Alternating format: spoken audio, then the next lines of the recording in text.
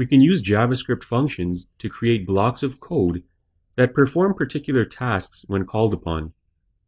Let's take a look at an example to illustrate how functions work. Here in our script tags, we've defined a function called myFunction. This function has two parameters, a and b.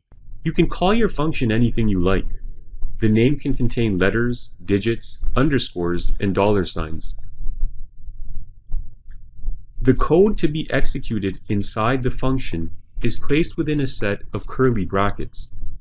In this case, the function is meant to output the value of a multiplied by b. To do this, we use a return statement. It's important to note that a function will stop executing once it reaches the return statement. The values of a and b are contained in our inner HTML function, in this case 8 and 2. These values are known as arguments.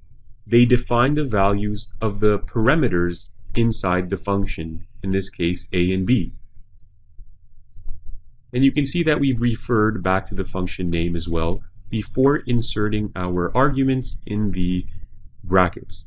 We can see in our web browser that the arithmetic was performed, as 8 times 2 is 16. One of the key benefits of functions is they can be used as many times as needed with different arguments to produce different results.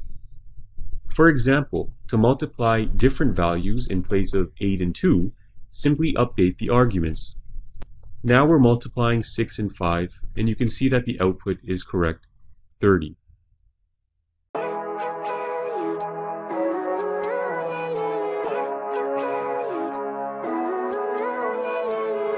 Living life, every day, late at night, not okay. All I want, and I pray, all I need are some better days. Fuck me, I'm looking in the mirror, so foggy, but I've never seen clearer.